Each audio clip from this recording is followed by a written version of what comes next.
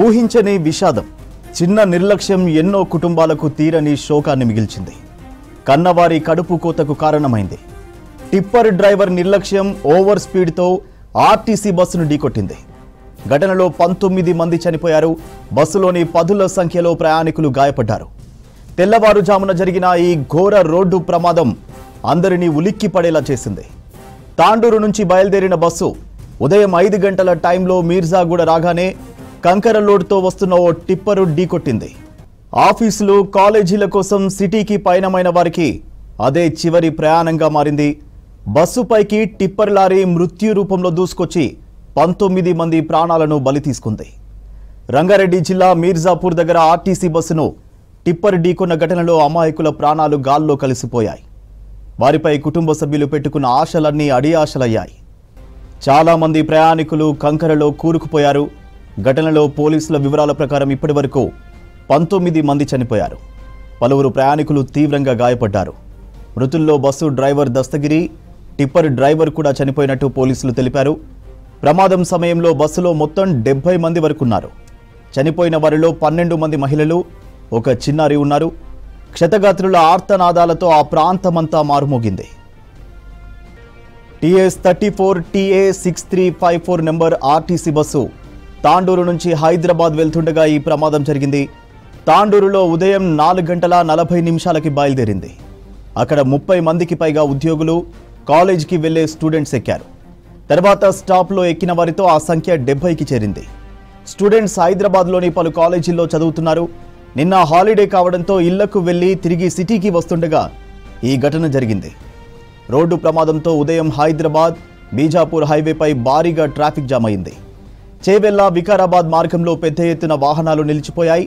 స్పాట్కు చేరుకున్న ట్రాఫిక్ పోలీసులు బస్సు టిప్పర్ను తొలగించి ట్రాఫిక్ను క్లియర్ చేశారు. మీర్జాగూడ బస్సు ప్రమాదం ఒకేసారి 3 అక్కా చెల్లెళ్లను బలి తీసుకుని కన్నవారికి తీరని కడుపు కోత మిగిల్చింది. కాలేజీకి వెళ్దామని బయలుదేరిన ఆ 3 అక్కా చెల్లెళ్ళు తీరని లోకాలకు వెళ్లారు. వికారాబాద్ జిల్లా యాలాల మండలం పెర్కంపల్లి గ్రామానికి చెందిన 3 అక్కా చెల్లెళ్ళు బస్సు ప్రమాదంలో ప్రాణాలు కోల్పోయారు. పోస్టుమార్టం తర్వాత డెడ్ బాడీలు స్వగ్రామానికి తరలించారు. 3 మరణంతో పెర్కంపల్లిలో తీవ్ర విషాద ఛాయలు అలుముకున్నాయి.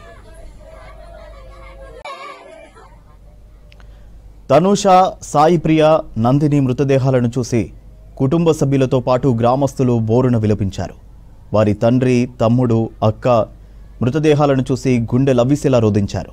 ప్రాణానికి ప్రాణంగా కాపాడుకున్న 3 బిడ్డలు ఒకేసారి మృత్యు ఒడికి చేరడంతో వారి తండ్రి కన్నీరు మున్నీరవుతున్నారు.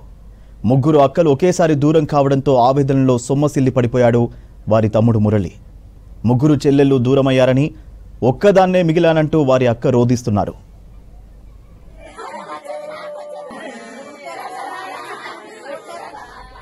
ముగ్గురు అక్కా చెల్లెళ్ళు గత నెల 15న జరిగిన ఓ పెళ్లి వేడుకలో సందడిగా గడిపారు. తండ్రి ఎల్లయ్య గౌడ్ డ్రైవర్గా పనిచేస్తూ పిల్లల్ని చదివించారు. ఆయనకు 4 కుమార్తెలు, 1 కొడుకు. ఒక కుమార్తెకు వివాహం కాగా మిగిలిన 3లో 2 కోటి ఉమెన్స్ కాలేజీలో డిగ్రీ చదువుతుండగా మరో కుమార్తె MBA చేస్తుంది.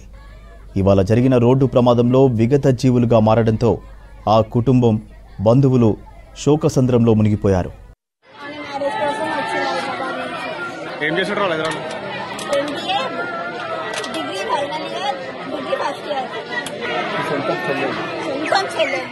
ఇప్పుడు అందరు కలిసిపోతుండ్రు. ఇప్పుడు ఎగ్జామ్స్ ఉన్నాయి, వచ్చారైతే జీతం 16,000. ఇప్పుడు షాప్స్ అంటే దాన్ని చెప్పి ఎక్కించానన్నా వాళ్ళందరూ ఇట్లా పూజ మీద పెట్టి డాడీ భయపడ్డ దొరకపోతాం, డాడీ బస్టాండ్ లో భయపడకు డాడీ, మేము వచ్చిన దొరకపోతాం అందరినీ. తమ్ముని ఎగ్జామ్ అయిపోతుందారే, అయిపోయినా ఉంటుంది అని చెప్పారు ఇద్దరు. నేను సరే బేట అన్నాను, ఎవరికి చెప్పలేదు. ఎప్పటికీ మా వాళ్ళకి చెప్పని చెప్తుంటే సురేశ్వర చెప్పప్ప వాళ్ళకి చెప్పు, వాళ్ళు బాగుంటుంది అడుగుతారు అని చెప్పారు. నేను యాక్సిడెంట్లో పోతాను తెలియదు, ఎందుకంటే ఎప్పుడంటే నేను కిరణ్ ఓడుకున్నాను పోతుంటా.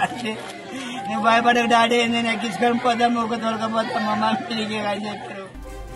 రంగారెడ్డి జిల్లా చేవెళ్ల మండలం మీర్జాగూడ ఘటన ఎంతో మంది కుటుంబాల్లో విషాదాన్ని నింపింది.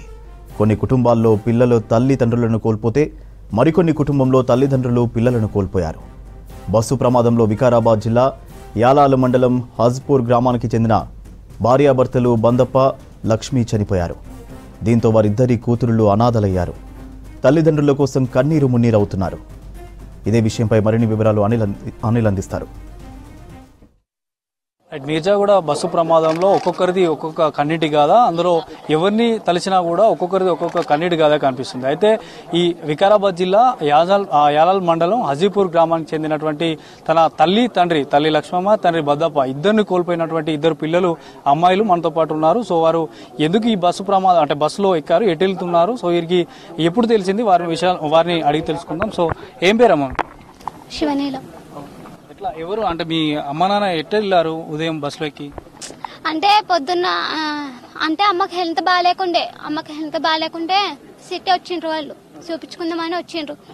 వస్తే పొద్దున్న ఆయన ఫోన్ చేసిన 8 గంటలకు ఫోన్ చేస్తే లేపకుంటే మళ్ళీ అర్ధగంట అయినాక చేస్తే మళ్ళీ అప్పుడు ఇటే లేపలే. బస్సులో పోతుండ్రు కానీ ఇటే ఏమనుకుంటే తర్వాత 11 అయింది. ఫోన్ చేస్తే చెవెళ్ళ పోలీస్ స్టేషన్లో ఫోన్ దొరికింది, బస్సు యాక్సిడెంట్ అయింది, వాళ్ళని హాస్పిటల్లో చేంజ్ చేసిండ్రు, వచ్చి తీసుకోమని అని చెప్పిండ్రు. అంతే. మా అమ్మ నాకు ఇంతవరకు ఏం మాట మాట్లాడలే, నేనేం మాట్లాడలే, ఆమె వచ్చి నన్ను చూడలే, నేను ఆమెను చూడలే ఇంతవరకు. హాస్పిటల్కి అంటే చూపించుకుని పోతుండ్రు. ఏం పని చేస్తారు అమ్మ నాన్న?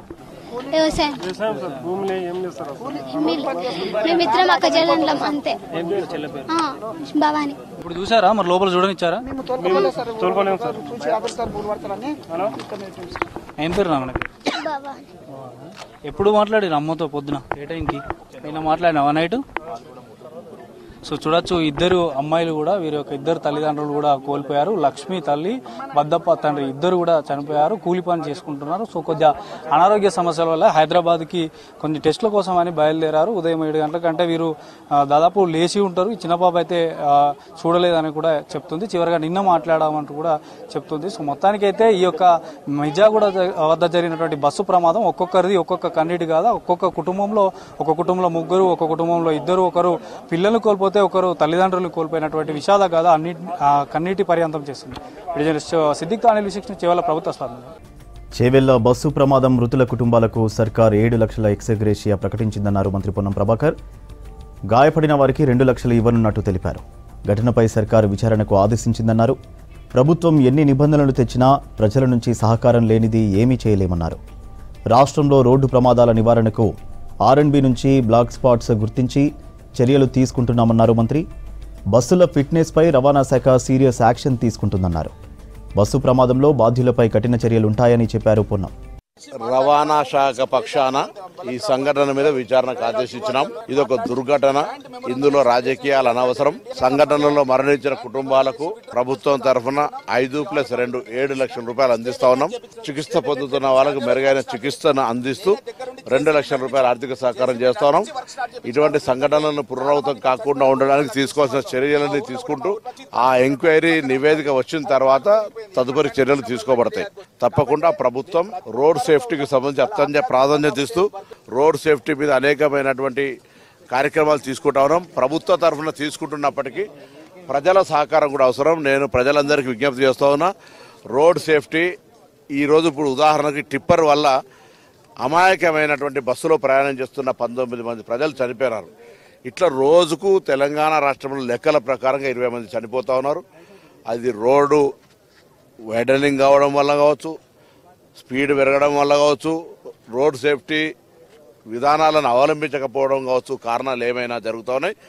ఎందుకు ప్రభుత్వం తరఫున ఎక్కడైతే డేంజర్ స్పాట్స్ ఉన్నాయో వాటి అన్నింటినీ రిమూవ్ చేసే విధంగా రోడ్ సేఫ్టీకి సంబంధించి జిల్లా కలెక్టర్ల ఆధ్వర్యంలో జిల్లా స్థాయి సమావేశాలు, రాష్ట్ర స్థాయి సమావేశాలు జరుగుతూ ఉన్నాయి. నేను ఒకటే విజ్ఞప్తి చేస్తున్నా, ఈ సందర్భంగా రవాణా శాఖ తరఫున కఠినమైన చర్యలు తీసుకుంటా ఉన్నాం.